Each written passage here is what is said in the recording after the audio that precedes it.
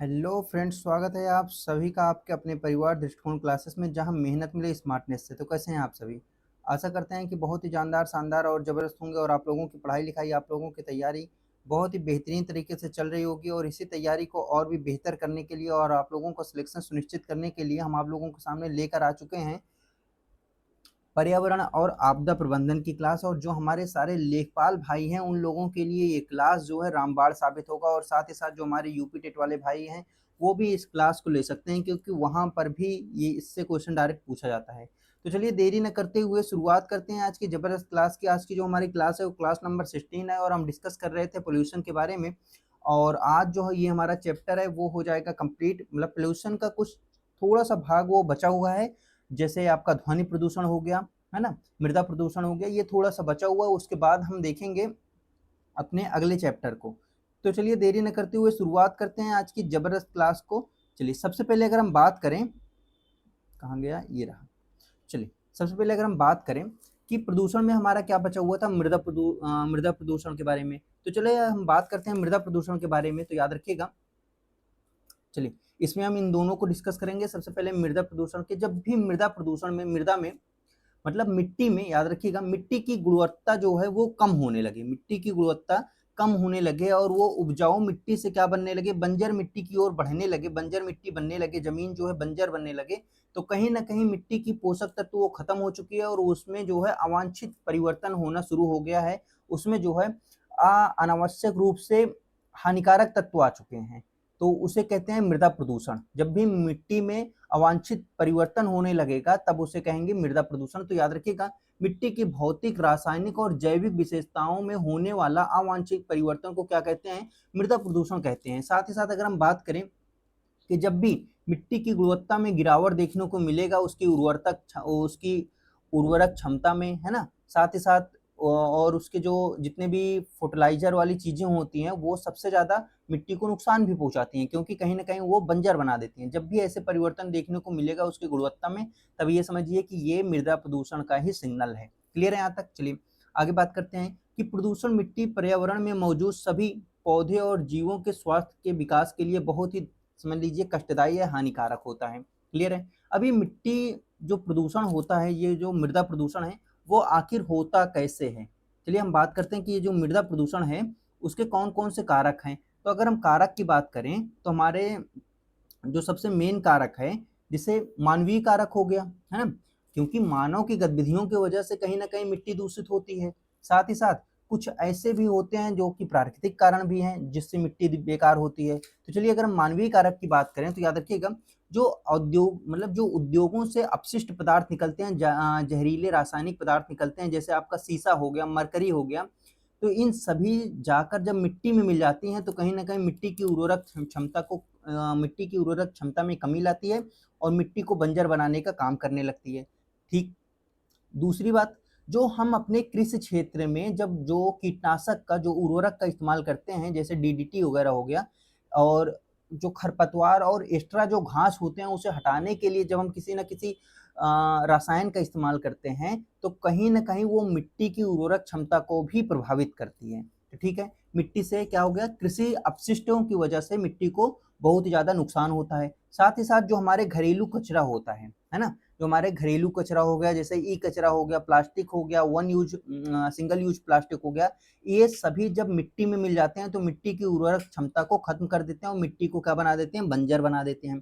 तो क्लियर है? ये तो हो गए हमारे क्या, ये तो हो गए हमारे मानवीय कारक। अगर हम बात करें प्राकृतिक कारण की, तो जो एसिडिक रेन होती है, जो अम्लीय वर्षा होती है, उससे क्या होता है, तो याद रखिएगा, उससे वायु प्रदूषण के कारण बादलों में होने वाली, याद रखिएगा, अम्लीय वर्षा मिट्टी की पीएच और समग्र गुणवत्ता को बुरी तरीके से प्रभावित करती है। मिट्टी का जो पीएच है उसको इनबैलेंस कर देती है और मिट्टी की जो उर्वरक क्षमता होती है वो क्या होती है, खराब होने लगती है। अगला, जहरीली मिट्टी। अम्लीय वर्षा से मिट्टी में क्या होती है, मौजूद जितने भी पोषक तत्व होते हैं, नाइट्रोजन, फास्फोरस जैसे जो पोषक तत्व होते हैं, वो धीरे धीरे क्या होते हैं, खत्म होने लगते हैं और मिट्टी पौधे के लिए क्या हो जाती है, टॉक्सिक हो जाती है, जहरीली होने लगती है। आगे बात करें कि जैसे जब भी भूस्खलन होगा, लैंडस्लाइड होने पर जो है, जो बड़े-बड़े पत्थर होते हैं या जो पत्थर के बारीक-बारीक कण होते हैं, वो मिट्टी के ऊपर आ जाते हैं। अब ये पत्थर के कण जो है उपजाऊ नहीं होते, जब ये मिट्टी के ऊपर आ जाते हैं तो ये क्या करते हैं, मिट्टी को बंजर बना देते हैं, उपजाऊ नहीं बनाते, मतलब जो उनकी उपज होती है वो खत्म कर देते हैं। क्लियर है? और भी देखते हैं, चलिए आगे, चलिए आगे देखते हैं। उर्वरकता में जब उर्वरकता में कमी आती है, जैसे जब भी भूजल प्रदूषित होगा था, क्या होता है, जब भूजल प्रदूषण बढ़ता है तब भी कहीं ना कहीं मिट्टी में क्या होगा, मिट्टी में दरारें देखने को मिल जाएगा और जो मिट्टी होगी वो विषैली हो जाएगी। देखते हैं, जब हानिकारक रसायन खेती में उत्पादकता को नष्ट करते हैं, तो याद रखिएगा, जब आप कोई भी रसायन, मतलब आप खरपतवार को हटाने के लिए जब भी कोई रसायन का इस्तेमाल करेंगे, है ना, जब कोई रासायन का इस्तेमाल करेंगे तब भी मिट्टी कहीं ना कहीं, जो उपजाऊ मिट्टी होगी वो धीरे धीरे टॉक्सिक मिट्टी में बदलना शुरू हो जाएगा। याद रखिएगा, साथ ही प्रदूषक मिट्टी में रिस कर हमारे पानी, याद रखिएगा, हमारे पीने योग्य भूजल को क्या करता है, दूषित करता है। मतलब जो भी हम उर्वरक पदार्थ डालते हैं, जैसे डीडीटी वगैरह होगा, खरपतवार को हटाने के लिए जो रसायन हम डालते हैं मिट्टी में, वो धीरे धीरे सींच कर कहाँ पहुंच जाता है, भूमिगत जल में पहुंच जाता है। इससे क्या होता है, जो जल होता है वो भी पीने योग्य नहीं हो जाता, जल भी विषैला हो जाता है। जल में क्या हो जाता है, जल में टॉक्सिक एलिमेंट्स आ जाते हैं, जैसे आपका पारा हो गया, लेड हो गया, है ना, लेड हो गया, साथ ही साथ कैडमियम हो गया, ये सभी तत्व किस में मिल जाते हैं, आपके जल में मिल जाते हैं, जो कि पीने योग्य नहीं होता और हमसे हमारे हमारे शरीर में बहुत सारे क्या हो जाते हैं, बहुत सारे बीमारियां हो जाती है, जैसे पारा से आपका मिनीमाता रोग हो गया, है ना, ऐसे करके बहुत सारे रोग हो जाते हैं हमारे शरीर में इसी के कारण। आगे देखते हैं, खाद्य श्रृंखला में प्रवेश, ये याद रखिएगा, खतरनाक प्रदूषक पौधे द्वारा अवशोषित होकर खाद्य श्रृंखला में आ जाते हैं, जिससे जीव में भयंकर जैव आवर्धन हो जाता है। खाद्य श्रृंखला में जैव आवर्धन का मतलब ये है कि मान के चलिए कि आप इसमें डीडीटी डालें, मतलब कि कोई खतरनाक फर्टिलाइजर इसके अंदर डाल दिए, ठीक है, मान लीजिए फर्टिलाइजर की अधिकता हो गई, जो उर्वरक डाल रहे हैं उसकी अधिकता हो गई और वो पौधे के अंदर भी आ गया। पौधे को जब भी ये जानवर खाएगा तो ये क्या हो जाएगा, ये विषैला हो जाएगा। मान के चलिए अगर इसमें 1% विष आया हुआ है, 1% टॉक्सिक एलिमेंट आए हुए हैं, तो इसके अंदर कितना आ जाएगा, इसके अंदर मान के चलिए 100% टॉक्सिक एलिमेंट आ जाएगा। इस खरगोश को खाने वाला जो हमारा अगला जानवर कौन सा होगा, मान के चलिए आपका भेड़िया है, उसके अंदर तो 1000% टॉक्सिक एलिमेंट आ जाएगा। उस भेड़िया को खाने वाला शेर के अंदर तो मान के चलिए 10,000 एलिमेंट आ जाएंगे, टॉक्सिक एलिमेंट आ जाएंगे। क्या होता है, जो विषैले चीजें होती हैं उनका जो लेवल होता है वो पोषक स्तर की तरह वो क्या होता है, घटता नहीं है, बढ़ता जाता है। क्लियर है? आगे देखते हैं, मरुस्थलीय की बात करें, मिट्टी की गुणवत्ता, याद रखिएगा, मिट्टी की जो गुणवत्ता होती है वो लगातार खराब होने लगती है और जिसके कारण उपजाऊ मिट्टी जो है वो बंजर में बदल जाती है। क्लियर है यहाँ तक? आगे देखते हैं, आगे है हमारा कि मिट्टी को बचाने का उपचार क्या क्या है। तो भाई साहब, अगर मिट्टी को बचाना है तो जाहिर सी बात है, जिस तरीके से एलिमेंट, मतलब टॉक्सिक एलिमेंट अगर मिट्टी में मिले हैं तो उनको खींचने वाला पौधा लगाइए। जैसे कि अगर आप सूर्यमुखी का पौधा लगाइए, वो क्या करेगा, वो मिट्टी में जो भी जहरीले तत्व होते हैं उनको खींच लेगा, है ना। साथ ही साथ आप सरसों का पेड़ लगा दीजिए, तो जितने भी तत्व होंगे वो क्या करेगा, वो खींच लेगा, वो जितने भी हानिकारक तत्व होंगे, टॉक्सिक एलिमेंट्स होंगे, उनको भी क्या करेगा, खींच लेगा, सोख लेगा। क्लियर है? इसके अलावा कुछ सुपर बग्स होते हैं, है ना, जो कि जैसे तेल रिसाव हो गया, जिसके कारण मिट्टी की उर्वरक क्षमता कम हो रही है, अगर आप उस सुपर बग को डाल दोगे तब वो तेल रिसाव को क्या करेगा, खा जाएगा, जिससे मिट्टी क्या हो जाएगी, फिर से पोषित हो जाएगी। चलिए देखते हैं, तो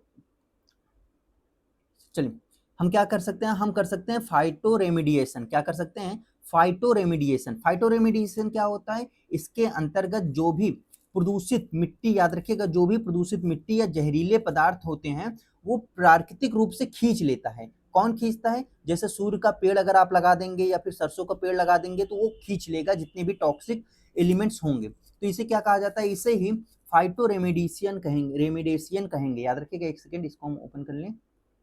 चलिए ये नहीं ओपन हो रहा है, इसमें चलते हैं, कहाँ गया भाई, फाइटो रेमेडिएशन कहेंगे। चलिए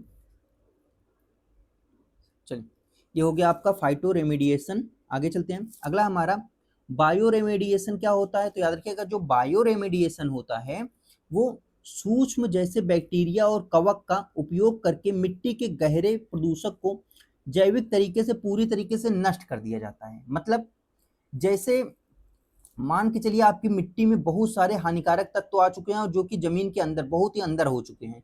तो सूक्ष्म जो बैक्टीरिया होते हैं, जैसे जो कवक और बैक्टीरिया हो गए, इन ये सभी उन हानिकारक तत्वों को खाकर क्या करते हैं कि मिट्टी की उर्वरक क्षमता को नॉर्मल कर देते हैं। याद इसे क्या कहा जाता है? इसे कहते हैं बायो रेमेडिएशन। याद रखिएगा। अगला अगला है हमारा सुपर बग। अब सुपर बग क्या है? एक तरीके से चमत्कार है। याद रखिएगा। चलिए, स्यूडोमोनास याद रखिएगा पुटिका क्या है? स्यूडोमोनास पुडिडा जो है ये याद रखिएगा। याद रखिएगा स्यूडोमोनास पुडिडा नामक एक बैक्टीरिया होता है जिसे सुपर बग भी कहा जाता है। तो यहाँ से क्वेश्चन पूछा जा सकता है सुपर बग किसका नाम है? तो याद रखिएगा स्यूडोमोनास। स्यूडोमोनास जो होता है इसे सुपर बग भी कहा जाता है। जो महासागरों में जो तेल रिसाव हो जाता है उसे, और वो मृदा के पास जब पहुंच जाता है, जब वो मृदा प्रदूषण कर देता है, तो उसे साफ करने के लिए हम इस सुपर बग का इस्तेमाल करते हैं। ये क्या करता है? ये तेल को खाकर मिट्टी को फिर से उर्वरक बना देता है, जो हानिकारक तत्व होता है उसे हटा देता है। क्लियर है? अब क्या होता है? ध्वनि प्रदूषण क्या होता है? तो याद रखिएगा वातावरण में मौजूद अवांछित अनवांटेड बहुत सारे तेज और अप्रिय ध्वनि होते हैं जो कि हमें पसंद नहीं है। जैसे जीव जंतु, और जो जीव जंतु हो गए, जानवर हो गए, उन सभी को बहुत ही ज्यादा समस्या होती है ना। जो अनावश्यक रूप से ध्वनि होता है उससे ही क्या क्या उत्पन्न होता है? ध्वनि प्रदूषण उत्पन्न होता है, जो हमारे स्वास्थ्य पर सीधा प्रभाव डालते हैं, सीधा नकारात्मक प्रभाव डालते हैं, उसे ही ध्वनि प्रदूषण कहा जाता है। अब ध्वनि प्रदूषण को मापते कैसे हैं? तो याद रखिएगा इसे डेसिबल में मापा जाता है। किसमें? ध्वनि प्रदूषण को मापने के लिए कौन सी यूनिट का इस्तेमाल करते हैं? डेसिबल में मापा जाता है। क्लियर है? आगे, एक निश्चित डेसिबल सीमा से अधिक की ध्वनि हमारे कानों और मस्तिष्क के लिए अत्यंत विनाशकारी है। अगर आप एक निश्चित डेसिबल से अधिक ध्वनि को सुनेंगे तो आपके शरीर मतलब आपके मस्तिष्क और साथ ही साथ आपको आपके कानों के लिए बहुत ही घातक हो सकता है। अगर हम बात करें कि कुछ वाहक की बात करें, जैसे आपका परिवहन और उद्योग, सड़कों और यातायात, हवाई जहाज, तेज हॉर्न और का सोर्स याद रखिएगा। इसके साथ साथ फैक्ट्रियों में चलने वाली भारी मशीनों से बहुत ही तेज आवाज निकलती है और निरंतर आवाजें निकलती रहती है। इसके अलावा अगर बात करें, निर्माण स्थलों में बड़ी बड़ी मशीनों का इस्तेमाल किया जाता है, उसमें भी बहुत ही ज़्यादा शोर होता है। साथ ही साथ जो भी सामाजिक कार्यक्रम होते हैं जहाँ पर लगा दिए है ना, लगेलू लिपस्टिक वाला जो गाना चला रहे हैं, दिन रात लगातार चला देते हैं, है ना, 10-11 बजे रात में भी चला देते हैं, तो उन सभी से क्या होता है? ध्वनि प्रदूषण होता है। साथ ही साथ जब भी पटाखों का अनियंत्रित रूप से बहुत ही अधिक रूप में पटाखे बजाए जाते हैं तब भी ध्वनि प्रदूषण होता है। क्लियर है? कुछ ये क्या है? ये सभी मानवीय कारण है, ये सभी मानव द्वारा होता है। यही अगर हम बात करें कि प्राकृतिक कारण क्या है, तो याद रखिएगा आसमान से जो भी ये चिंगारी निकलती है, जो ये बिजली कड़कती है, इसमें भी क्या होता है? ध्वनि निकलती है। साथ ही साथ जब भी ज्वालामुखी विस्फोटन होता है तो उसमें भी बहुत ही भारी मात्रा में शोर निकलता है, आवाज निकलती है। क्लियर है?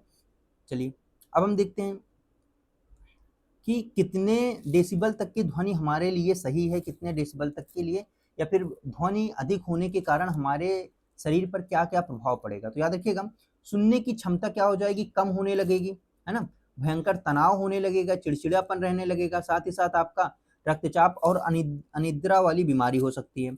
बहुत ही तेज आवाज के कारण जो पशु पक्षी होते हैं, है ना, वो संचार और प्रजनन और प्रवासन में भी उनको दिक्कत होने लगती है। साथ ही साथ जो समुद्री जीव होते हैं जैसे व्हेल, है ना, वो जहाज़ों से जो निकलने वाली हॉर्न और भारी आवाज़ है उनसे भी बहुत ही ज़्यादा परेशान होते हैं।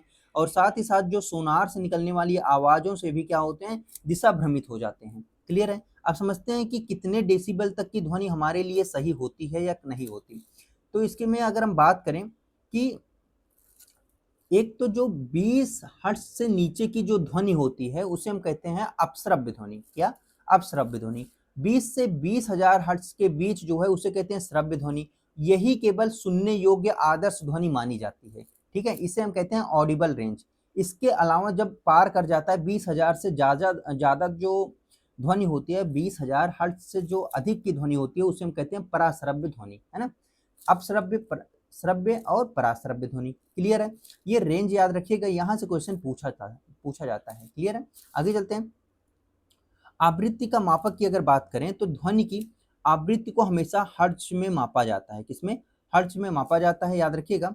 इसके अलावा एक सामान्य मानव के जो कान है वो 20 से 20,000 हर्ट्ज के बीच जो है ध्वनि सुन सकती है। क्लियर है? अगर क्या जो 20,000 हर्ट्ज से नीचे वाली जो ध्वनि है उसे भी कोई सुन सकता है? हाँ, जो हमारे बड़े जानवर होते हैं उसे सुन सकते हैं। जो कि ये जो 20,000 हर्ट्ज से भी कम जो ध्वनि निकलती है, ये कहाँ पर मिलती है, किस तरंगों से निकलती है? जो आपके भूकंप तरंगे होती हैं वहाँ से निकलती है। जिसको कौन फ़ील कर पाता है? ये जो कि आपका हाथी है, बड़े जानवर हैं वो फ़ील कर पाते हैं। जो कि 20,000 हर्ट्ज से नीचे की जो ध्वनि होती है, आवृत्ति से नीचे की जो ध्वनि होती है, वो कहाँ से निकलती है? आपके भूकंपीय तरंगों से निकलती है। और कौन फ़ील कर पाता है? आपके हाथी जैसे बड़े जानवर फ़ील कर पाते हैं। पराश्रव्य ध्वनि, तो याद रखिएगा पराश्रव्य ध्वनि वो ध्वनि होती है जो 20,000 हर्ट्ज से ऊपर की ध्वनि होती है, याद रखिएगा। उसे व्हेल, याद रखिएगा व्हेल जो है शिकार करने के लिए उसका इस्तेमाल करते हैं, साथ ही साथ संचार के लिए भी उपयोग होता है। और जो चमगादड़ होता है वो भी ऐसे ही ध्वनियों का, ऐसे ही विकिरण का इस्तेमाल, मतलब ये पराश्रव्य ध्वनि का इस्तेमाल करती है चमगादड़। आगे चलते हैं। अगला जो हमारा अपश्रव्य है इंफ्रासोनिक, तो याद रखिएगा जो इंफ्रासोनिक ध्वनि है ये जो है 20 हर्ट्ज से नीचे की होती है। इसे बहुत ही कम आवृत्ति वाली ध्वनि होती है। इसे केवल विशाल जानवर सुन सकते हैं, जैसे कि आपके हाथी हो गए, है ना? ये सभी इनका उपयोग करते हैं। ये ध्वनि निकलती कहाँ से है? जो भूकंपीय तरंगे होती है वहां पर पाई जाती है ये ध्वनि। क्लियर है यहाँ तक? आगे चलते हैं। चलिए अब हम बात करते हैं सुपर बॉम्बिंग की। तो याद रखिएगा सुपर बॉम्बिंग क्या होता है। चलिए याद रखिएगा जब कोई वस्तु जैसे फाइटर जेट ध्वनि की गति, मतलब ध्वनि की गति का मतलब यह है, ध्वनि की गति याद रखिएगा कितनी होती है? 332 मीटर पर सेकंड से तेज चलती है तो आसमान में एक बहुत तेज विस्फोटक आवाज उत्पन्न होता है जिसे हम सोनिक बूम कहा जाता है। तो याद रखिएगा सोनिक बूम क्या है? जब भी आपके कोई फाइटर जेट हो, है ना, कोई विमान हो, वो ध्वनि की गति से चले, मतलब 332 मीटर पर सेकंड, ये क्या है? ये है ध्वनि की गति। इस गति से चले तो एक बहुत ही तेज आवाज निकलती है आसमान में जिसे सोनिक बूम कहा जाता है। क्लियर है? मैक नंबर क्या है? तो याद रखिएगा विमानों की इस अति तीव्र गति को मैक संख्या में मापा जाता है। ये जो अति तीव्र गति है इसे मैक संख्या में मापा जाता है, याद रखिएगा। उसे सुपरसोनिक गति कहा जाता है। जो भी एक से कम, जिसकी मैक संख्या एक से क्या हो? एक से कम हो, याद रखिएगा जिसकी मैक संख्या एक से क्या हो? एक से अधिक हो, माफ कीजिएगा, एक से अधिक हो उसे सुपरसोनिक कहा जाता है। जिसकी भी मैक संख्या एक से अधिक होगी उसे सुपरसोनिक कहा जाएगा। याद रखिएगा आप सुने होंगे हाइपरसोनिक, है ना, हाइपरसोनिक प्लेन, सुपरसोनिक प्लेन, है ना। जब भी हम बहुत ही जल्द साइंस टेक कराएंगे तो उसमें हम ये चीज़ों को डिस्कस करेंगे बहुत ही बेहतरीन तरीके से। आगे देखते हैं। वैज्ञानिक मापन यंत्र की बात करें तो ध्वनि के सटीक स्तर और प्रदूषण को मापने के लिए ध्वनि स्तर मीटर, याद रखिएगा साउंड लेवल मीटर या डोसीमीटर का इस्तेमाल किया जाता है। तो ध्वनि का लेवल मापने के लिए किसका इस्तेमाल करेंगे? डोसीमीटर का इस्तेमाल किया जाता है। क्लियर है यहाँ तक? अब ये ग्रीन मफलर क्या है? तो याद रखिएगा जो ये ग्रीन मफलर है ये क्वेश्चन यहाँ से बहुत ही ज्यादा पूछा जाता है। ये आप लोगों के लिए बहुत इंपॉर्टेंट हो जाता है, वेरी इंपॉर्टेंट। ठीक है, ग्रीन मफलर क्या है? जो भी गाड़ियों से शोर शराबा होता है, इनके हॉर्न से, इनके इंजन से, इनके चलने से, है ना, रोड के किनारे जितना भी शोर शराबा होता है वो बहुत ही अधिक मात्रा में होता है ना। उन्हें अवशोषित, उन शोर शराबे को, उन आवाज को, हॉर्न की आवाज को, है ना, गाड़ियों की आवाज को, इन सभी को अवशोषित करने के लिए रोड के किनारे बड़े स्तर पर पेड़ पौधे लगाए जाते हैं। इसे ही क्या कहा जाता है? इसे ही ग्रीन मफलर कहा जाता है। अब समझ लेते हैं ग्रीन मफलर। ग्रीन मफलर जो है वो, याद रखिएगा, वो ध्वनि प्रदूषण को प्राकृतिक रूप से नियंत्रण करने की और पर्यावरण को शुद्ध रखने की एक बेहतरीन वैज्ञानिक तकनीकी है। याद रखिएगा बहुत ही वैज्ञानिक तकनीकी है, बहुत ही बेहतरीन तकनीकी है। इससे क्या किया जाता है? जितने भी रोड के किनारे होने वाले प्रदूषण है, ध्वनि प्रदूषण, उसको सोख लिया जाता है इन पौधों के द्वारा। आगे चलते हैं। इस तकनीक में भारी शोर वाले क्षेत्रों में क्या किया जाता है? जैसे राजमार्ग हो गया, आपका औद्योगिक क्षेत्र हो गया, उनके आसपास जो है 4-5 पंक्तियों में क्या लगा दिया जाता है? पेड़ लगा दिया जाता है, घने पेड़, है ना। तो ये घने पेड़ क्या करते हैं? ये घने पेड़ जो अतिरिक्त तरंगे होती हैं, ध्वनि तरंगे होती हैं, उन्हें सोख लेते हैं और सोख लेने के बाद वो जो एरिया होता है उसे शांतिपूर्ण बना देते हैं, है ना। आगे चलते हैं। कहाँ गया? ये रहा हमारा एरो। चलिए आगे हम समझते हैं। कुछ मानक नियम भी हैं। कौन से मानक नियम है? जो कि आपके WHO और CPCB द्वारा बनाया गया है ना। कि मानक नियम क्या है कि जैसे आपका कोई औद्योगिक क्षेत्र है, आपका जो कोई भी औद्योगिक क्षेत्र है वहां पर दिन में कितना होना चाहिए? दिन में 75 डेसिबल होना चाहिए और औद्योगिक क्षेत्र में रात में 70 डेसिबल आवाज़ होनी चाहिए। आपका कोई व्यावसायिक क्षेत्र है ना? जहाँ पर जो है व्यवसाय वाली चीज़ें होती हैं, व्यावसायिक गतिविधियाँ होती हैं, वहाँ पर दिन में 65 डेसिबल और रात में 55 डेसिबल जो है आवाज़ होनी चाहिए। आपका जो आवासीय क्षेत्र है जहाँ पर रहा जाता है, वहाँ पर दिन में 55 डेसिबल आवाज़ होनी चाहिए, रात में 45 डेसिबल। आपके जैसे कोई शांति क्षेत्र है, कोई शांत इलाका है, जैसे आपके हॉस्पिटल, कॉलेज, स्कूल, इन सभी जगह दिन में 50 डेसिबल की ध्वनि होनी चाहिए और रात में जो है 40 डेसिबल की ध्वनि होनी चाहिए। यहाँ से क्वेश्चन पूछा जा सकता है, ठीक है? शांति क्षेत्र का मतलब जैसे आपका अस्पताल हो गया, कोई शैक्षणिक संस्थान हो गया, न्यायालय हो गया, इसके चारों ओर का जो 100 मीटर का एरिया होता है, उसे ही कहते हैं शांत क्षेत्र। क्लियर है? यहाँ पर लाउड स्पीकर वगैरह सब प्रतिबंधित रहता है। क्लियर है? आगे चलते हैं। अगला हमारा जो एयर एक्ट था, कब आया था? तो याद रखिएगा 1981 में आया था एयर एक्ट। आपका एयर एक्ट आया था 1981 में और उसमें संशोधन कब हुआ था? 1987 में उसमें संशोधन हुआ था। याद रखिएगा, उसमें संशोधन करके ध्वनि को भी एक प्रदूषक बताया गया। याद रखिएगा, संशोधन करके 1987 में एयर एक्ट में संशोधन करके ध्वनि को भी एक प्रदूषक बता दिया गया। क्लियर है? और नॉइस रूल कब आया था? 2000 के अंतर्गत जो है आते हैं। याद रखिएगा 2000 के तहत आते हैं, जो पर्यावरण संरक्षण अधिनियम 1986 द्वारा बनाया गया था। जो हमारा पर्यावरण संरक्षण अधिनियम था 1986, जिसे हम छाता विधान भी कहते हैं, उसके द्वारा ये नॉइस अधिनियम बनाया गया था, नॉइस रूल बनाया गया था। क्लियर है यहाँ तक? चलिए एक बार फास्ट ट्रैक रिवीजन कर लेते हैं, फिर हम अगले आज वाले लेसन को डिस्कस करेंगे। मृदा प्रदूषण के बारे में हमने देखा। याद रखिएगा, मृदा प्रदूषण जब अवांछित पदार्थ जो है, याद रखिएगा, अवांछित परिवर्तन आ जाता है मिट्टी में और उसकी गुणवत्ता जो क्षमता होती है, उसके मिट्टी में जितने भी क्वालिटीज होते हैं वो कम होने लगते हैं, तो तब क्या होता है? तब मृदा प्रदूषण होता है ना? उसकी गुणवत्ता में जब कमी आने लगती है तब मृदा प्रदूषण होता है। या जो है औद्योगिक रसायन है ना, कृषि की वजह से कृषि में जो डीडीटी यूज करते हैं, जो हम कचरे निकालते हैं अपने घर से, इसके अलावा जो वनों की कटाई हो रही है, इन सभी के कारण मृदा में निरंतर रूप से हानिकारक तत्व मिलते हैं, है ना? प्राकृतिक कारण की बात करें, जैसे अम्लीय वर्षा हो गया, भूस्खलन हो गया। इसके अलावा अगर हम बात करें, सबसे खतरनाक प्रभाव जो है, उर्वरता जो होती है, याद रखिएगा, वो पूरी तरीके से जो भूमि को नष्ट कर देती है।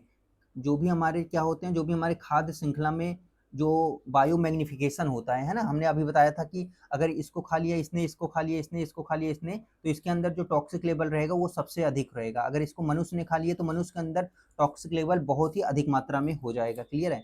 फिर हमने क्या देखा था? फिर हमने देखा था फाइटो रेमिडिएशन के बारे में, रेमिडिएशन के बारे में बात किया था, जो कि फाइटो रेमिडिएशन क्या है? सूर्य के पौधे हो गया आपका और सरसों का पौधा हो गया, अगर आप इसे जमीन में उगाएंगे तो जितने भी टॉक्सिक एलिमेंट होंगे उसे ये सोख लेते हैं। क्लियर है? बायो रेमिडिएशन का मतलब क्या है? कि बहुत ही छोटे जीवाणु को जमीन के अंदर भेजना, ताकि वो जमीन के अंदर से टॉक्सिक एलिमेंट को खाकर कम टॉक्सिक बना सके। साथ ही साथ हमने सुपर बग की बात की, जैसे कि आपके महासागरीय क्षेत्रों में जैसे तेल रिसाव हो जाएगा, जब महासागरीय क्षेत्रों में तेल रिसाव हो जाता है तब इनका इस्तेमाल किया जाता है।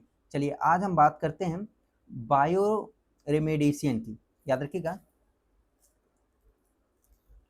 चलिए बायो रेमेडिएशन की बात करें तो याद रखिएगा, और साथ ही साथ हम बात करेंगे कार्बन फुटप्रिंट क्या होता है, नेट जीरो क्या है ना? नेट जीरो जो बनाया गया है, जिसके अंतर्गत भारत ने लक्ष्य रखा है कि हम जो है भाई साहब 2070 तक नेट जीरो कंप्लीट कर पाएंगे, है ना? इन सभी के बारे में आज हम चर्चा करेंगे। सबसे पहले हम बात करेंगे बायो रेमेडिएशन क्या होता है, बायो रेमेडिएशन क्या होता है, इसके बारे में हम चर्चा करेंगे। तो सबसे पहले अगर हम बात करें बायो रेमेडिएशन के बारे में, तो याद रखिएगा, बायो रेमेडिएशन एक ऐसी तकनीकी है जिसमें सूक्ष्म जीवों जैसे बैक्टीरिया, कवक, ये क्या करते हैं? पौधे का उपयोग किया जाता है। मतलब किसका?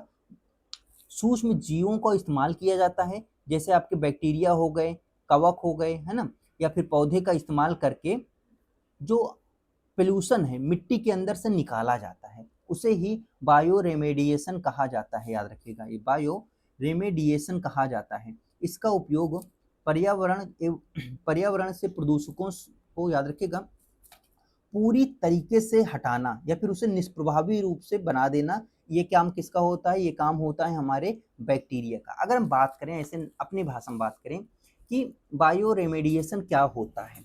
जो भी छोटे छोटे जीवाणु होते हैं, कवक बैक्टीरिया होते हैं, वो जमीन के अंदर जाते हैं और जमीन के अंदर जितने भी हानिकारक तत्व होते हैं उन्हें खाकर क्या करते हैं, मिट्टी को फर्टिलाइज बनाते हैं, मिट्टी को उपजाऊ बना देते हैं। इसे ही क्या कहा जाता है, इसे ही बायो रेमेडिएशन कहा जाता है। क्लियर है। बायो का अर्थ होता है जैव, रेमेडिएशन का अर्थ होता है जीवित प्राणी, याद रखिएगा। रेमेडिएशन का अर्थ होता है उपचार, याद रखिएगा। क्लियर है। तो मतलब कि जैविक तरीके से किसी मिट्टी का उपचार करना या किसी हानिकारक तत्व को हटाना या समस्या को दूर करना, ही क्या कहलाएगा, बायो रेमेडिएशन कहलाएगा। क्लियर है। चलिए देखते हैं ये कैसे काम करता है। तो ये जो है, याद रखिएगा, इस प्रक्रिया में सूक्ष्म जीव, याद रखिएगा, सूक्ष्म जीव,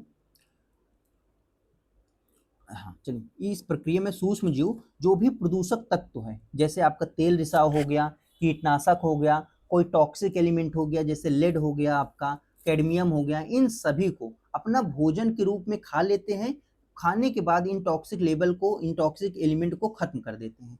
तो ये क्या होता है, इसे ही बायो रेमेडिएशन कहा जाता है। क्लियर है। आगे, ये इन हानिकारक रसायनों को पचाकर तोड़ देते हैं और उन्हें कम हानिकारक पदार्थों में बदल देते हैं। क्लियर है। जैसे आपके कहाँ पर, बायो रेमेडिएशन का ये भी एक एग्जाम्पल है कि जो आपके महाद्वीप में जब भी तेल रिसाव हो जाता है तो तेल की एक चादर बन जाती है। तब एक क्या किया जाता है, एक बग को इसमें छोड़ा जाता है। वो क्या करते हैं, इन तेलों को अपना भोजन बना लेते हैं, इन तेलों को अपना भोजन बना लेते हैं, जिसे क्या कहा जाता है, बायो रेमेडिएशन कहा जाएगा। क्लियर है। आगे चलते हैं। खतरनाक प्रदूषक पानी और कार्बन डाइऑक्साइड को अपना भोजन बना लेते हैं, तो इसे ही बायो रेमेडिएशन कहा जाएगा। आगे चलते हैं। अगला है इसके प्रमुख, चलिए, इसके प्रमुख कितने भाग हैं, याद रखिएगा। इसके प्रमुख दो प्रकार हैं। कौन कौन से, एक हो गया इन सीटू और एक हो गया एक्स सीटू। इन सीटू क्या है, मान के चलिए कि आपके आपके घर के गार्डन के अंदर, आपके घर के गार्डन के अंदर क्या आ चुके हैं, बहुत सारे हानिकारक तत्व आ चुके हैं। आपका घर का जो गार्डन की मिट्टी है वो जो है उपजाऊ मिट्टी नहीं है, बेकार हो चुकी है।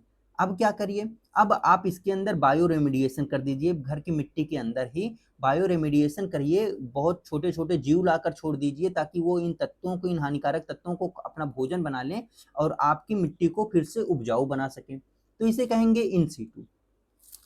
आप सोचिए कि आपके घर का गार्डन की जो मिट्टी है, जो आपके गमले का मिट्टी है, वो सही नहीं है, बेकार है।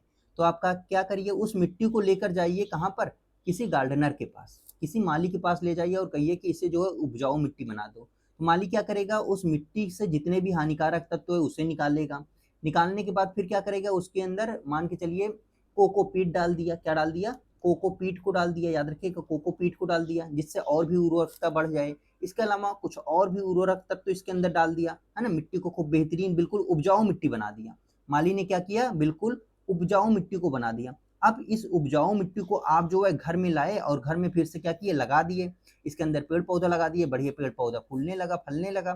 तो इसे कहेंगे एक्सीटू।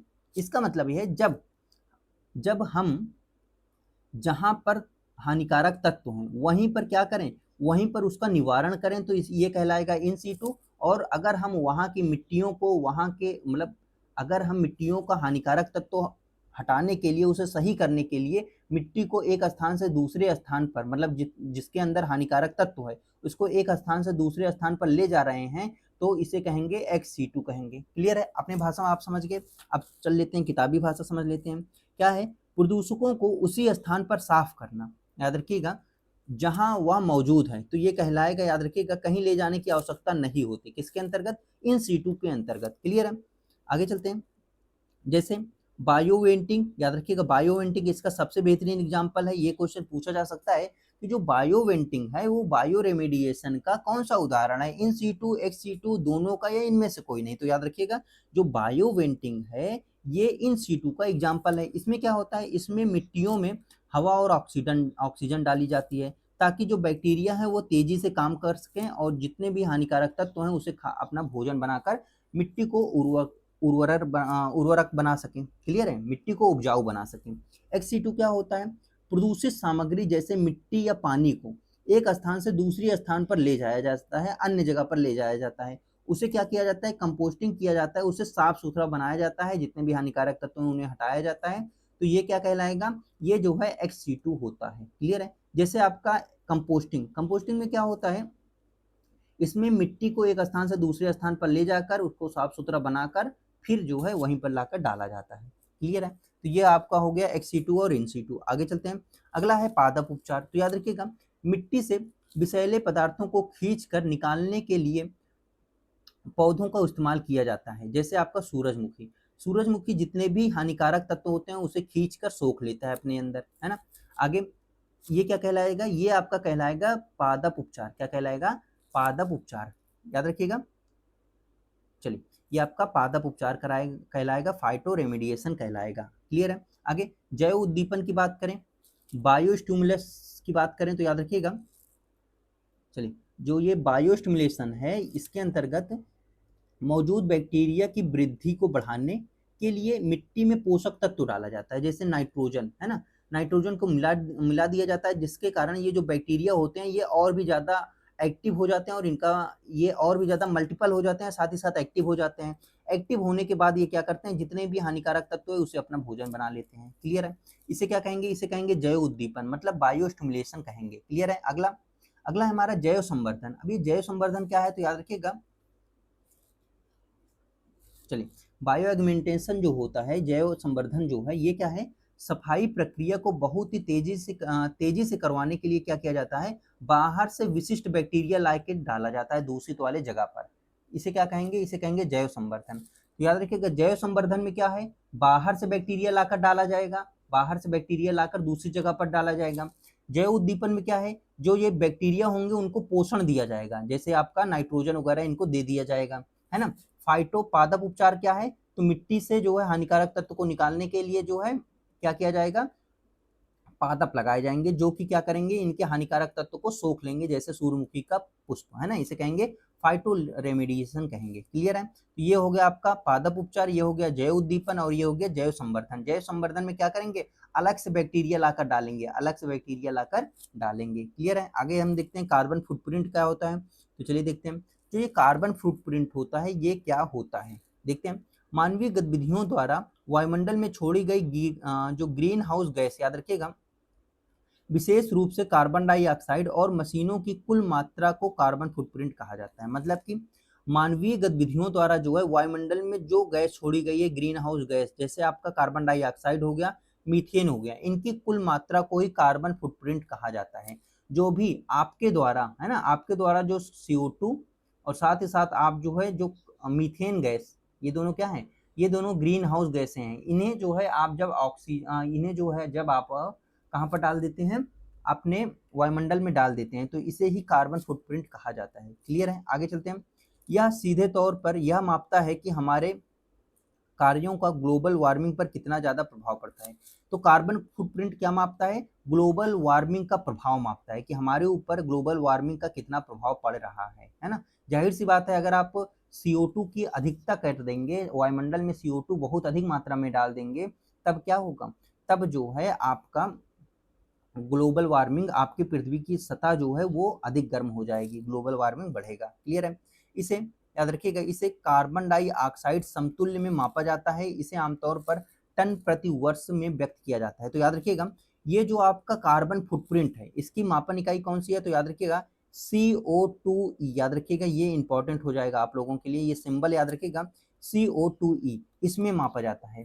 कार्बन डाइऑक्साइड का जो समतुल्य में मापा जाता है, याद रखिएगा, कार्बन फुटप्रिंट जो है कार्बन डाइऑक्साइड समतुल्य में मापा जाता है। समतुल्य मतलब CO2E, इसमें मापा जाता है। क्लियर है। आगे चलते हैं, कार्बन फुटप्रिंट के वाहकों के बारे में देखते हैं। प्रथम फुटप्रिंट जो है यह वह प्रत्यक्ष उत्सर्जन है जिस पर हमारा सीधा नियंत्रण होता है। मतलब जो हमारी गाड़ियाँ होती हैं, जो हमारे कार्स होते हैं, बाइक्स होते हैं, इन सभी पर हमारा सीधा नियंत्रण है। हम चाहें इसका उपयोग ना करें, कार्बन का उत्सर्जन मतलब कार्बन डाइऑक्साइड का उत्सर्जन कम कर दें, तब भी हमारा काम चल जाएगा, है ना। ये हो गए आपके प्राथमिक फुटप्रिंट। क्लियर है। जैसे आपका हीटिंग, खाना पकाने, याद रखिएगा, खाना पकाने या परिवहन से निकलने वाले जो हानिकारक धुआं कार्बन डाइऑक्साइड होता है, तो याद रखिएगा, जैसे आपका जीवाश्म ईंधन हो गया, इन सभी के जलने से जो कार्बन डाइऑक्साइड उत्पन्न होता है, ये है हमारे ऊपर इस मतलब इसे क्या कर सकते हैं, हम नियंत्रित कर सकते हैं। हम चाहें तो कम कर दें, गाड़ी चलाना कम कर दें, हम ट्रांसपोर्ट का इस्तेमाल करें, नज़दीक जाना है तो पैदल चले जाएँ या फिर हम साइकिल का इस्तेमाल कर सकते हैं, क्लियर है। दूसरा फुटप्रिंट कौन-सा है, सेकेंडरी फुटप्रिंट, तो याद रखिएगा यह अप्रत्यक्ष उत्सर्जन है, मतलब जो हमारे द्वारा उपयोग की जाने वाली वस्तुओं के जीवन चक्र को याद रखिएगा, मतलब जीवन चक्र को ही नष्ट होने तक, मतलब कि इसे भी हम ही उत्सर्जन कर रहे हैं। जो द्वितीयक फुटप्रिंट होता है इसे कौन उत्सर्जन कर रहा है, ये भी हम ही उत्सर्जन कर रहे हैं, लेकिन इनडायरेक्टली तौर पर। मान के चलिए कि आप क्या खा रहे हैं, आप एक ब्रेड खा रहे हैं, आप जो है ये बेहतरीन तरीके से ये ब्रेड खा रहे हैं डेली, ठीक है। इस ब्रेड के बनने में भी कार्बन उत्सर्जन हुआ है, कार्बन डाइऑक्साइड उत्सर्जन हुआ है। कैसे, ये ब्रेड आप खा रहे हैं तो जाहिर सी बात है आप दुकान से खरीद कर लाए होंगे, दुकानदार भी कहाँ से खरीद कर लाया होगा, अपने बड़े दुकानदार से खरीद कर लाया होगा। ये बड़ा दुकानदार कहाँ से खरीद कर लाया होगा, फैक्ट्री द्वारा खरीद कर लाया होगा, और फैक्ट्री में जो है इस ब्रेड को बनाने के लिए दहन किया गया होगा, दहन के लिए कोयले का इस्तेमाल, लकड़ी का इस्तेमाल, या फिर मतलब कि जैविक ईंधन का इस्तेमाल किया गया होगा, है कि नहीं है। आप ब्रेड भी खा रहे हैं तब भी आप कार्बन का मतलब कि आप कार्बन डाइऑक्साइड उत्सर्जित ही कर रहे हैं एक तरीके से। ये क्या है, ये है इनडायरेक्टली, है ना। इसे कहेंगे द्वितीय फुटप्रिंट कहेंगे, क्लियर है। जैसे कपड़े, इलेक्ट्रॉनिक्स का निर्माण, है ना, अगर हम इलेक्ट्रॉनिक्स यूज कर रहे हैं, जब यूज करेंगे तभी तो बन रहा है ना, और बनेगा तो कार्बन डाइऑक्साइड निकलेगा ही। हमारे भोजन जो प्रोसेसिंग फूड होता है आपका, उसमें भी बहुत ही ज़्यादा मात्रा में कार्बन उत्सर्जन होता है। जितने भी हमारे प्रोसेसिंग फूड होते हैं, ब्रेड हो गया, मक्खन, ब्रेड हो गया, इसके साथ साथ आपका ब्रेड के अलावा डबल रोटी वगैरह हो गया, पाव हो गया, इन सभी में ये सारी चीज़ें उत्सर्जित होगी। आगे चलते हैं, कहाँ से है भाई, ये है, चलिए अगला है हमारा। चलिए, इसके अगर वृद्धि के प्रमुख कारण की बात देखें तो याद रखिएगा, बिजली उत्पादन और परिवहन के लिए कोयला, तेल और गैस को भारी मात्रा में जलाने का जलाना इसका सबसे बड़ा कारण है। तो भाई हम जो बिजली उत्पादन के लिए जो कोयला को जलाते हैं, है ना, अपने विद्युत संयंत्रों में जो कोयला का जलाते हैं, साथ ही साथ जो तेल जलाते हैं, भारी मात्रा में गैस को जलाते हैं, उससे सबसे ज़्यादा उत्पन्न होता है, क्लियर है। इसके अलावा जो हम वनों की कटाई, मतलब पेड़ों की अंधाधुंध जो कटाई कर रहे हैं, उससे पर्यावरण की CO2 सूखने की जो क्षमता है वो दिन ब दिन कम होती जा रही है। इससे भी CO2 बहुत ही अधिक मात्रा में वायुमंडल में बढ़ चुका है, क्लियर है। आगे जो औद्योगिक दिन ब दिन जो है आपके पेड़ काटे जा रहे हैं, वहाँ पर औद्योगिकरण किया जा रहा है, बड़ी-बड़ी बिल्डिंगें बनाई जा रही हैं, आपके फैक्ट्रीज़ का इस्तेमाल उपयोग किया जा रहा है, बनाया जा रहा है दिन ब दिन, है ना? वो सभी इसके प्रमुख कारक हैं। याद रखिएगा, औद्योगिकरण के कारण फैक्ट्रियों में से भारी मात्रा में धुआं और जहरीली गैस निकलती है, याद रखिएगा। इससे क्या होगा, इससे भी कार्बन उत्सर्जन होगा, मतलब कार्बन डाइऑक्साइड उत्सर्जन होगा। अगला, जो हमारे भैंस होते हैं, गाय होते हैं, ये जो जुबाली करते हैं, जो ये जुबाली करते हैं, मुंह को एक बार क्या करते हैं, आप भैंस भैंस को क्या कीजिए, चारा दे दीजिए, वो क्या करेगा, बहुत ही जल्द पूरा पूरा चारा क्या कर जाएगा, खा जाएगा। फिर वो अंदर से निकाल निकाल कर उनको चबाएगा, फिर खाएगा, फिर निकाल कर फिर चबाएगा, फिर खाएगा। ये जो जुबाली करने में मीथेन गैस निकलती है ना, जो हमारे हानिकारक, जो हमारे वायुमंडल के लिए हानिकारक है, जो हमारे ग्रीन हाउस प्रभाव के लिए बहुत ही प्रभावित, मतलब ग्रीन हाउस को बहुत ही ज़्यादा इफेक्ट करती है, जो हमारी पृथ्वी की सतह है उससे क्या करती है, हीट कर देती है, क्लियर है। ग्लोबल वार्मिंग की बात करें तो ग्लोबल वार्मिंग कारण की बात करें तो पृथ्वी के औसत तापमान में लगातार क्या हो जाती है, वृद्धि होती है, इसे क्या कहते हैं, ग्लोबल वार्मिंग कहेंगे, क्लियर है। मतलब कि ये जो अनावश्यक रूप से कार्बन डाइऑक्साइड का उत्सर्जन हो रहा है, बढ़ रहा है, इससे हमारे पर्यावरण पर क्या प्रभाव पड़ेगा। सबसे पहले ग्लोबल वार्मिंग पर प्रभाव पड़ेगा, है ना। ग्लोबल वार्मिंग क्या है कि हमारी पृथ्वी की जो सतह होती है वो, उसमें जो हीट होती है, मतलब पृथ्वी की सतह का जो तापमान है वो बढ़ जाता है, उसे ही कहा जाता है, क्लियर है, जो हमारे जीवन के लिए खतरनाक होता है। साथ ही साथ जलवायु परिवर्तन की बात करें तो मौसम के चक्र अप्रत्याशित बदलाव आ जाएंगे, है ना, अप्रत्याशित रूप से बदलाव आ जाएगा। साथ ही साथ जिसके परिणाम स्वरूप भयानक बाढ़ और सूखा आ सकता है ना। जब भी आपके जलवायु में परिवर्तन होगा, जाहिर सी बात है जो जलवायु में परिवर्तन जल्दी नहीं आता। 30 ईयर का औसत तापमान, 30 ईयर के औसत, किसके औसत, मौसम के औसत की बात करें तो उसे कहते हैं जलवायु। जब इसमें परिवर्तन हो जाएगा, वो भी बहुत ही जल्दी जल्दी, 1 साल 2 साल के अंदर, सोचिए कि आपका जो लेवल है, हर तरीके से जीने का लेवल, आपकी लाइफ स्टाइल, वो पूरे के पूरे चेंज हो जाएगी, है कि नहीं है। आगे चलते हैं, अगला है हमारा, आपको स्वास्थ्य समस्याएं होना शुरू हो जाएगा, जैसे प्रदूषित और जहरीली हवा के कारण जो है लोगों के अंदर सांस की बीमारियां होना शुरू हो जाएगा, उनको अस्थमा जैसे रोग हो जाएगा, एनीमिया जैसे रोग होना शुरू हो जाएगा, है कि नहीं है। फिर इसका उपाय क्या है, इसका उपाय क्या है? सबसे पहले इसका उपाय है 5R। क्या है? 5R। अब सर जी ये 5R क्या होता है? तो याद रखिएगा ये जो 5R है हमारा, 5R का मतलब है रिफ्यूज, मतलब कि मना करना। जो भी आपके कार्बन डाइऑक्साइड उत्सर्जन करने वाले जितने भी इंस्ट्रूमेंट हैं उसका उपयोग कम करो। रिफ्यूज, रिड्यूस क्या है? मतलब क्या करना, जो भी मतलब आपकी ओल्ड हो चुकी गाड़ी है, जैसे ऑड इवन का जो फार्मूला है, जो सिस्टम है, कहाँ पर लगाया गया? आपके दिल्ली में लगाया गया था, है ना। तो कहीं ना कहीं वो भी इसीलिए किया गया था कि ताकि कम ईंधन का यूज हो और साथ ही साथ कम हानिकारक तत्व निकले वायुमंडल में, कम प्रदूषण हो, है ना। तो मना करना, जितने भी पुरानी गाड़ियां हैं उनको चलाने से मना हो जाए, है ना। जो भी बहुत ही ज़्यादा उत्सर्जित करने, जो बहुत ही ज़्यादा कार्बन डाइऑक्साइड उत्सर्जित करने वाले जो हमारे इंस्ट्रूमेंट हैं उनका उपयोग करना बिल्कुल बंद कर दिया जाए, ठीक है। वाहनों का उपयोग क्या कर दिया जाए? कम कर दिया जाए। तो क्या है? रिफ्यूज, रिड्यूस, रीयूज, मतलब पुनः उपयोग पर ध्यान दिया जाए। साथ ही साथ री रीपर्पज क्या है? उद्देश्य को बदला जाए, रीपर्पज उद्देश्य को भी बदला जाए। और रिसाइकिल, पुनः चक्रण किया जाए, मतलब ऐसे हमें प्लास्टिक का यूज करें जो कि हम दोबारा उपयोग में ला सकें, है ना। कागज के झोले का इस्तेमाल करें, इसके अलावा जो घर वाला झोला है उसका इस्तेमाल करें। वन टाइम यूज जो प्लास्टिक होता है उसका इस्तेमाल बिल्कुल ना किया जाए, है ना। इन सभी से हम क्या कर सकते हैं? पर्यावरण को सुरक्षित कर सकते हैं। आगे चलते हैं। ऊर्जा दक्षता की बात करें तो एलईडी बल्ब का इस्तेमाल किया जाए, 5 स्टार उपकरणों का इस्तेमाल किया जाए, जो एसी वगैरह हो बेहतरीन क्वालिटी का इस्तेमाल किया जाए, 5 स्टार का, है ना। कोयले के बजाय सौर ऊर्जा का इस्तेमाल करें, पवन ऊर्जा का इस्तेमाल किया जाए, ये सब अपनाया जाए, है ना। जो अभी भी आपके घर में बिजली आ रही है इसीलिए जो है सरकार आपके सौर ऊर्जा लगवाने पर आपको सब्सिडी दे रही है ना। तो भाई साहब आप लगवाइए, हम आपको ज़्यादा से ज़्यादा पैसा क्या करेंगे? सब्सिडी के रूप में दे देंगे। आगे हरित परिवहन की बात करें तो निजी वाहनों के बजाय सार्वजनिक वाहनों का इस्तेमाल किया जाए, परिवहनों का इस्तेमाल किया जाए, साइकिल का इस्तेमाल किया जाए, इलेक्ट्रॉनिक वाहनों का ज़्यादातर इस्तेमाल किया जाए, है ना। इसके अलावा वनरोपण किया जाए। पर्यावरण में वनरोपण क्या करता है? हम खूब सारा पौधा लगा देंगे तो जो CO2 है उसे क्या करेगा? सोख लेगा, है कि नहीं है।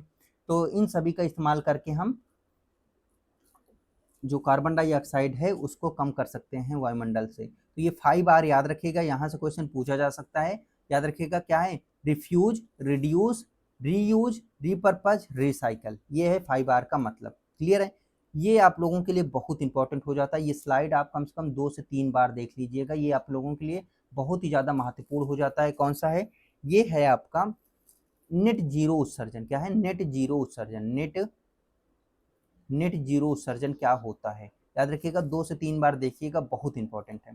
तो नेट जीरो का मतलब आप ये समझिए, ये समझिए कि मतलब मान के चलिए कि आपके पास क्या है? आपके पास एक कार है, एक क्या है? एक कार है, ठीक है। आपके पास एक कार है, ठीक है। एक कार को आप डेली ऑफिस में ले जा रहे हैं और डेली ऑफिस से लेकर आ रहे हैं। क्लियर है? तो आप सोच रहे हैं कि भाई साहब हमारे पास एक कार है, एक कार में कितना पोल्यूशन निकल रहा है? मान के चलिए कि 50% पोल्यूशन निकल रहा है, 50% कार्बन डाइऑक्साइड निकल रहा है, ऐसे मान के चलिए, इमेजिन करिए, ठीक है। अब क्या करिए? तो हम क्या कह रहे हैं? हम ये सोच रहे हैं कि 50% क्या कर रहे हैं हम? चलिए 50% क्या कर रहे हैं हम? CO2 को निकाल रहे हैं अपने कार के द्वारा, ठीक है। अब हम क्या करें कि इस 50% CO2 को सोखने के लिए हम क्या करते हैं? पौधे को लगा देते हैं, ठीक है। आप एक पौधा लगाइए, मान के चलिए 10% CO2 को सोख रहा है ना। एक पौधा और लगाइए, वो 10% और सोख रहा है। 2 पौधे लगा दीजिए, है ना। 3 पौधे लगा दीजिए, 3% CO2 को सोख रहा है। इसी तरह हम कितने कर दिए? 5 पौधे को लगा दिए। अब ये 5 पौधा जो है 50% CO2 को सोख लेगा। क्लियर है? तो कहने का मतलब ये है कि जितना ज्यादा हम कार्बन डाइऑक्साइड उत्सर्जन करें, जितना ज्यादा हम वायु को प्रदूषित करें, उसको ठीक करने के लिए उतना ही ज्यादा उपचार कर दें या फिर उतना ही ज्यादा पेड़ पौधे लगा दें, जिसके कारण ना तो क्या हो, ना तो हमारा कार्बन डाइऑक्साइड बढ़ेगा और ना ही घटेगा, बिल्कुल संतुलित रहेगा। इसे ही कहते हैं जीरो उत्सर्जन। मतलब कि ना तो हमने बहुत ही ज्यादा कार्बन डाइऑक्साइड को उत्सर्जन किया, मतलब जाहिर सी बात है कार्बन डाइऑक्साइड का उत्सर्जन तो होगा ही, आप कार से जाएंगे तब भी कार्बन डाइऑक्साइड का उत्सर्जन होगा, लेकिन इसे कम करने के लिए हम क्या कर दिए, हम बहुत सारे पेड़ पौधे लगा दिए। तो मान लीजिए हम 50% कार्बन डाइऑक्साइड का उत्सर्जन कर दिए और खूब सारे पेड़ पौधे लगा दिए, ये क्या किए, ये 50% कार्बन डाइऑक्साइड को सोख लिया, है ना, यही काम करना है। क्लियर है?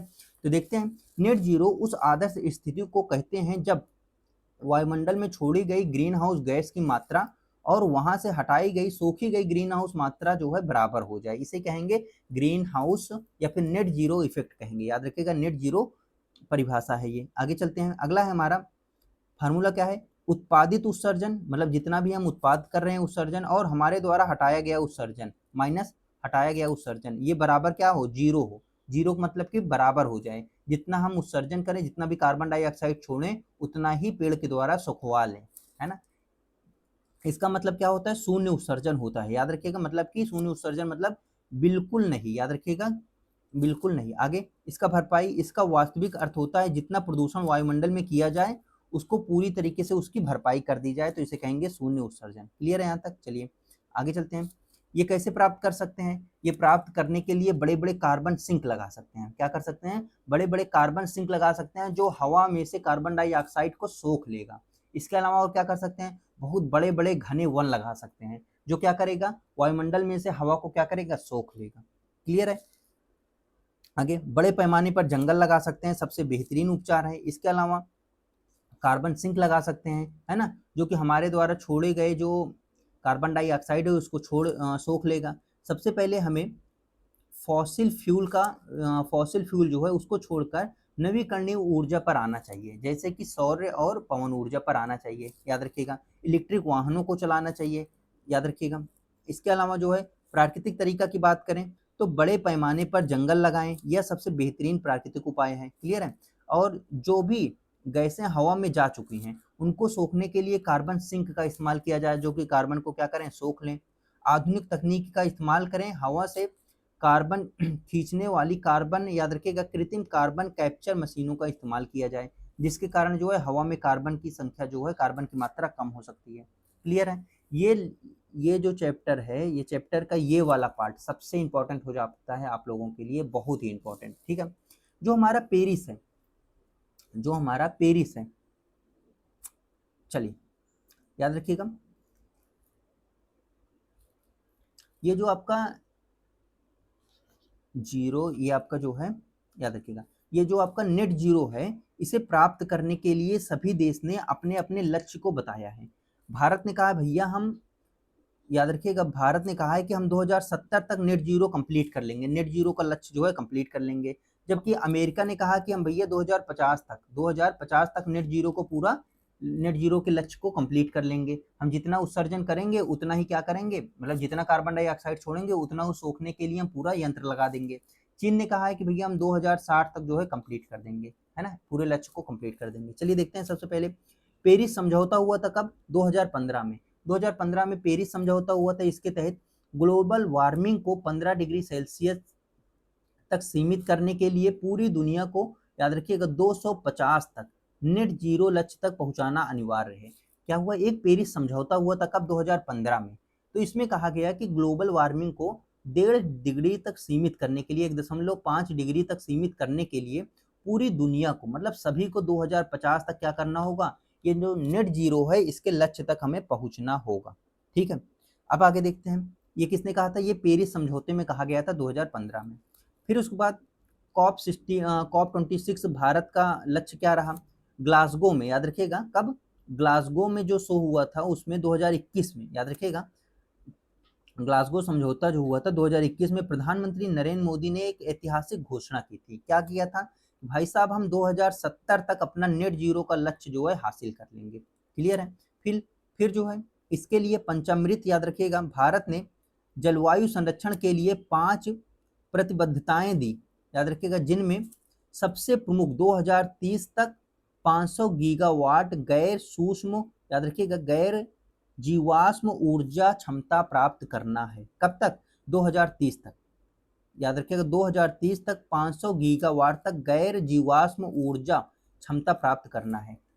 किसमें, पंचामृत में बताया गया है। आगे देखें, अन्य देश जो हमारे चीन है वो कहा है, उन्होंने कहा है भैया हम 2060 तक क्या करेंगे, जीरो लेवल को प्राप्त कर लेंगे, याद रखिएगा। और अमेरिका ने कहा है कि भाई साहब हम 2050 तक नेट जीरो जो लक्ष्य है उसे हम पूरा कर लेंगे। क्लियर है। एक बार क्विक रिवीजन करते हैं फास्ट तरीके से और फिर उसके बाद हम देखते हैं पीवाई के क्वेश्चन को। सबसे पहले इन सीटू क्या है, चलिए कहाँ गया ये सूक्ष्म, हाँ सूक्ष्म जीव, याद रखिएगा।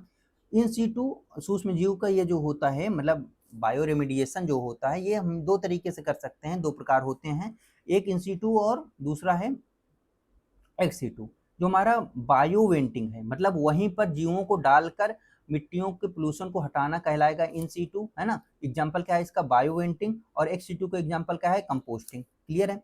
आगे देखते हैं पादप उपचार क्या है, जैसे कि हम मिट्टियों के हानिकारक तत्व को हटाने के लिए अगर हम पौधों को लगाएं जो कि वो सोख ले, उसे कहेंगे पादप उपचार। जैसे सूर्यमुखी का पौधा लगा दीजिए, वो सोख लेगा। जैव संवर्धन क्या है, तो याद रखिएगा जो हमारा जैव संवर्धन है अलग से जीव को लाकर डालना, वो कहलाएगा हमारा जैव संवर्धन। हानिकारक तत्व को हटाने के लिए अलग से जीव को लाकर डालना। जैसे आपके समुद्र तल पर अगर समुद्र के सतह पर अगर तेल फैल जाता है तो एक जीव को लाया जाता है, बग वगैरह जीव जो होता है उसे लाया जाता है जो सारे तेल को खा जाते हैं। क्लियर है। अगला है हमारा ग्रीन हाउस गैस की बात करें, चलिए प्राथमिक वो है जो कि जीव आश्म ईंधन द्वारा उत्सर्जित होता है। द्वितीय क्या है, उत्पादन जो है इनडायरेक्ट रूप से होता है। ठीक है।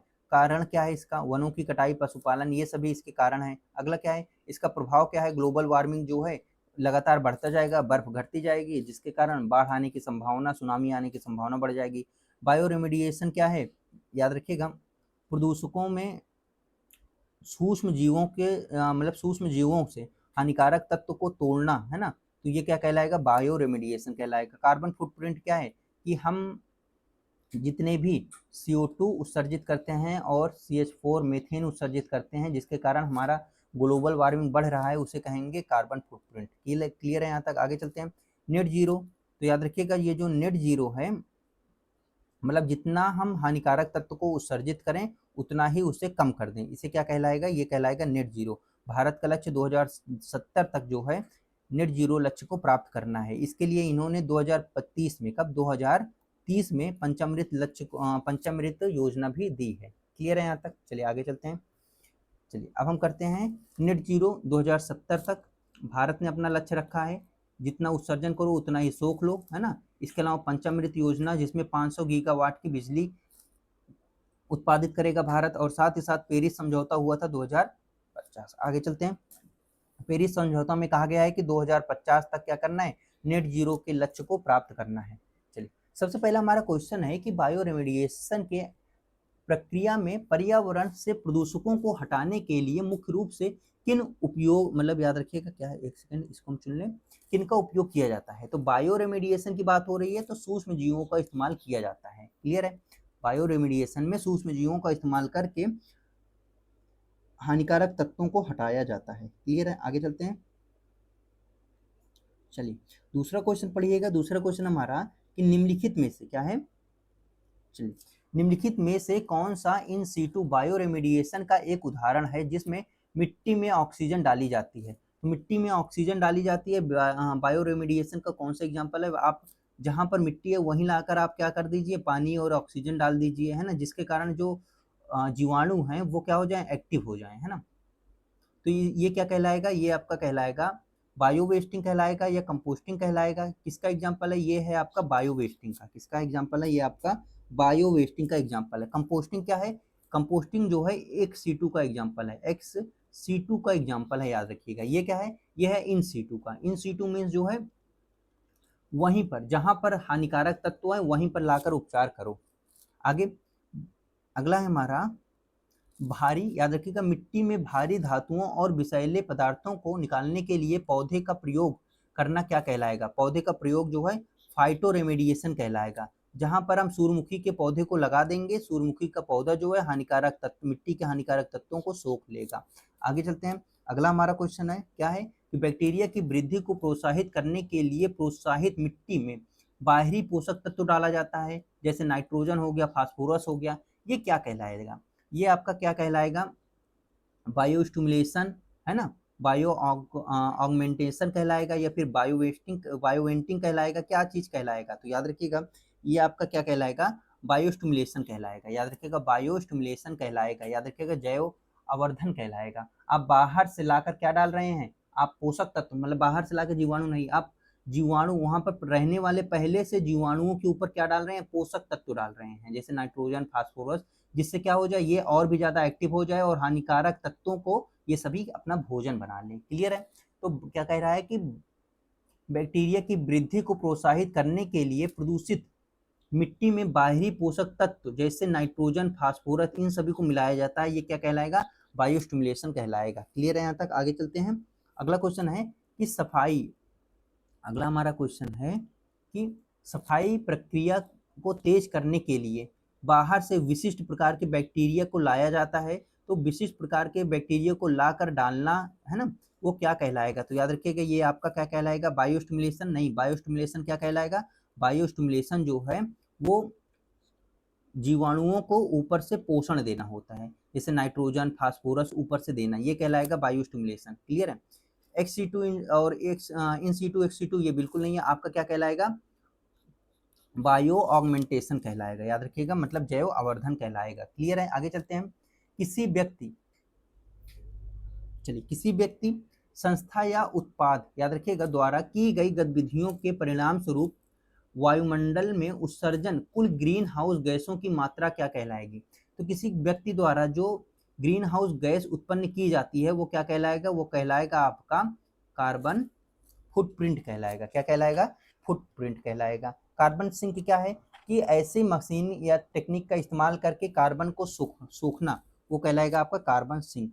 आगे चलते हैं। अगला है हमारा, कार्बन फुटप्रिंट को मापने के लिए किसका इस्तेमाल होता है? तो याद रखिएगा, कार्बन फुटप्रिंट को मापने के लिए किसका इस्तेमाल किया जाता है?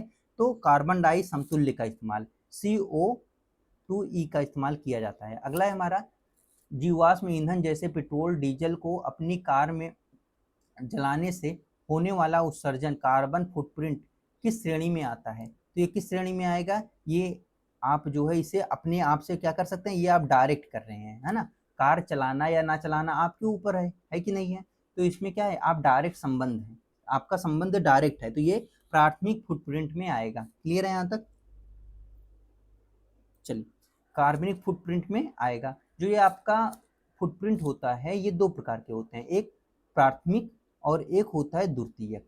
ये जो आपका प्राथमिक फुटप्रिंट होता है इसके अंतर्गत क्या होता है, इसमें जो है मनुष्य डायरेक्ट संबंध होता है, मनुष्य का डायरेक्ट संबंध होता है, मतलब उसकी इच्छा पर रहता है, वो चाहे तो कार्बन उत्सर्जन करे, वो चाहे तो ना करे। कार आप चाहे चलाएं, चाहे आप साइकिल चला जाएं या फिर आप जो है बस का इस्तेमाल कर सकते हैं ना, ये आपकी इच्छा पर है। लेकिन दूसरे वाले में क्या होता है, अगर आप ब्रेड खा रहे हैं तो ब्रेड को बनाने के लिए बहुत सारे कार्बन डाइऑक्साइड उत्सर्जित हुआ होगा, लेकिन इसमें आपका कोई भी हाथ नहीं है। आगे चलते हैं।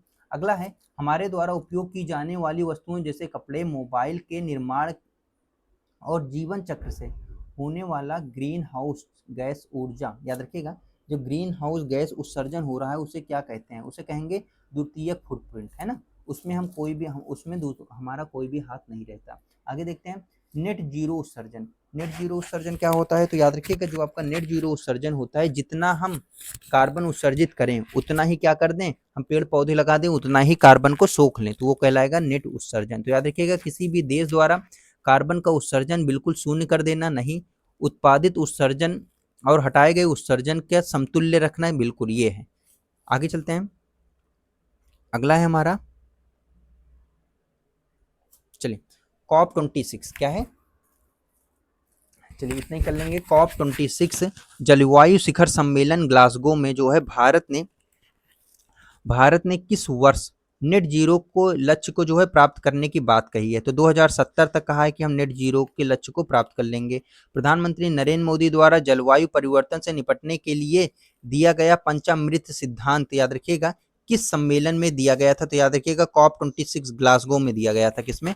COP26 ग्लासगो में दिया गया था। अगला क्वेश्चन हम देखेंगे। अगला क्वेश्चन है हमारा कि पेरिस जल समझौते 2015 का मुख्य लक्ष्य ग्लोबल वार्मिंग के कितने डिग्री के भीतर जो है नियंत्रित रखना था, मतलब पूर्व औद्योगिक स्तर से कितने डिग्री सेल्सियस के भीतर सीमित करना था? तो 1.5। याद रखिएगा, पृथ्वी पर मौजूद प्राकृतिक भंडारों में से सबसे बड़ा सक्रिय कार्बन सिंक कौन सा है? तो सबसे बड़ा कार्बन सक्रिय कार्बन सिंक कौन सा है? तो याद रखिएगा महासागर। कौन सा है?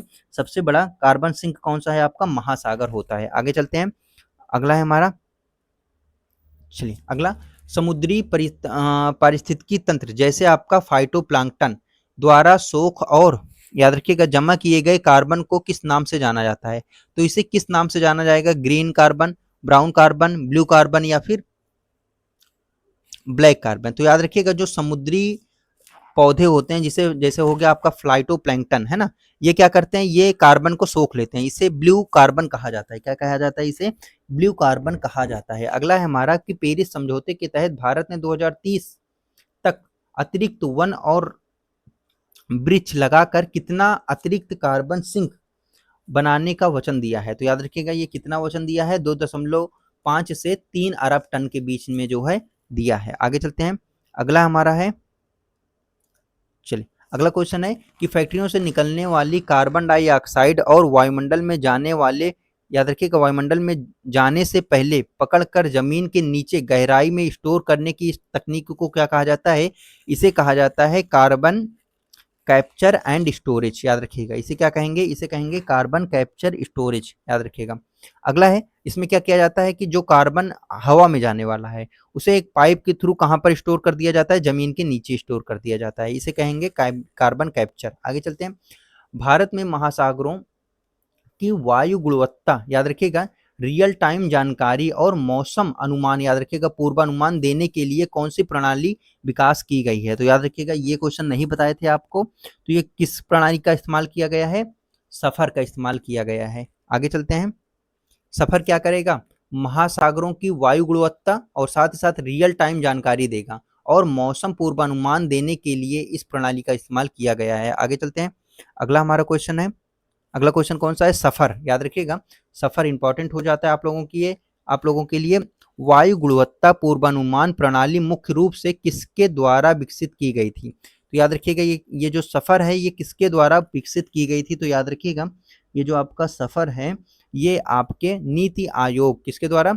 नीति आयोग, ये क्या है, चलिए नीति आयोग द्वारा विकसित की गई थी। आगे चलते हैं, अगला है, सफर सिस्टम का संचालन वर्तमान में किस विभाग द्वारा किया जाता है? तो ये जो सिस्टम है, सफर सिस्टम है, ये किस विभाग द्वारा इसका संचालन किया जाता है? भारत मौसम विज्ञान द्वारा किया जाता है। भारत मौसम विज्ञान विभाग द्वारा इसका संचालन किया जाता है सफर का। आगे चलते हैं, अगला है हमारा, राष्ट्रीय स्वच्छ वायु कार्यक्रम भारत सरकार द्वारा किस वर्ष लॉन्च किया गया था? तो भारत सरकार द्वारा राष्ट्रीय स्वच्छ वायु कार्यक्रम जो है 2019 में लॉन्च किया गया था। कब? 2019 में लॉन्च किया गया था। राष्ट्रीय स्वच्छ वायु कार्यक्रम एनसीएपी के तहत जो है वायु प्रदूषण के स्तर की तुलना करने के लिए आधार वर्ष किसे माना गया है? तो आधार वर्ष किसे माना गया है वायु की तुलना करने के लिए? तो 2017। जो भी अभी तुलना किया जा रहा है, जो भी आपका एयर इंडेक्स को बताया जाता है वो किससे तुलना करके? वो 2017 के एयर से तुलना करके ही बताया जाता है ना। जो आपका दिल्ली में बता रहे हैं कि एयर इंडेक्स 400 पार हो गया है ना, AQI 400 पार हो चुका है, 465 हो चुका है, इतना हो चुका है, वो किससे तुलना कर रहे हैं? 2017 के एयर लेवल से तुलना कर रहे हैं। क्लियर है? आगे हमारा एनसीएपी, याद रखिएगा कि संशोधन लक्ष्य के अनुसार सरकार ने 2026 तक पार्टिकुलेट मैटर, याद रखिएगा जो PM 2.5 है और PM 10 है, याद रखिएगा पार्टिकुलेट मैटर इसे कहा जाता है, कि सांद्रता में कितने प्रतिशत की कमी लाने का लक्ष्य रखा है? तो कितने प्रतिशत की कमी लाएगा? इसी के लिए क्या उपयोग किया जा रहा है? इसी के लिए आपका BS6 मॉडल का इंजन उपयोग किया जा रहा है। तो याद रखिएगा, तो ये कितना 40% की कमी लाएगा। कितने प्रतिशत? 40% की कमी लाएगा। जो हमारा एनसीएपी है, राष्ट्रीय स्वच्छ वायु कार्यक्रम की प्रगति और वायु प्रदूषक, याद रखिएगा वायु प्रदूषण की स्थिति को ट्रैक करने के लिए, याद रखिएगा MOEFCC, याद रखिएगा मोइफ्स, याद रखिएगा जो MOEFCC है इसके द्वारा कौन सा पोर्टल लॉन्च किया गया है? तो इसके द्वारा कौन सा पोर्टल लॉन्च किया गया है? तो याद रखिएगा इसके द्वारा जो है आपका प्राण पोर्टल को लॉन्च किया गया है। किसके द्वारा? MOEFCC के द्वारा जो है प्राण पोर्टल को लॉन्च किया गया है। चलिए आगे चलते हैं, अगला हमारा क्वेश्चन है कि जो ये प्राण पोर्टल है इसका पूर्ण रूप क्या है? तो याद रखिएगा ये जो प्राण पोर्टल है इसका पूर्ण रूप जो है, याद रखिएगा कौन सा है आपका? Portal for regulation of air pollution in non attainment cities, याद रखिएगा। अगला है कृषि क्षेत्र और पशुपालन, विशेषकर जो जुगाली होती है मतलब जो गाय भैंस पहले खाना खा लेते हैं, बाद में जुगाली करते हैं, मतलब पाचन करते हैं, पागुर करते हैं, तो उसमें कौन सी गैस निकलती है जो ग्रीन हाउस को प्रभावित मतलब कि वायुमंडल को प्रभावित करती है, वो निकलती है मीथेन गैस CH4। अगला है कि अपशिष्ट पदार्थ, याद रखिएगा, अपशिष्ट प्रबंधन, वेस्ट मैनेजमेंट और कार्बन फुटप्रिंट कम करने के संदर्भ में ये जो 5R सिद्धांत है, इसमें क्या चीज शामिल नहीं है? रिड्यूस है, बिल्कुल सही है। पुनः उपयोग है, बिल्कुल सही है ना। अगला है पुनर्चक्रण, ये भी है, मतलब कि क्या क्या है, रिफ्यूज है, रिड्यूस है, रिप्रो रिप्रोसेस है ना, वो रिसाइकिल है, और रिड्यूस है। रिड्यूस 2 बार हो गया, तो इसके अंदर क्या है, जो रिपर्पस मतलब रिपर्पस भी इसके अंदर है, लेकिन ये जो पुनः प्राप्ति है, रिकवर, ये नहीं है आपका, तो आपका ऑप्शन नंबर डी सही हो जाएगा। अगला है पर्यावरण प्रदूषण से, याद रखिएगा, पर्यावरण प्रदूषण से निपटने के लिए XC2, याद रखिएगा, XC2 बायो रेमेडिएशन का सबसे सामान्य उदाहरण कौन सा है?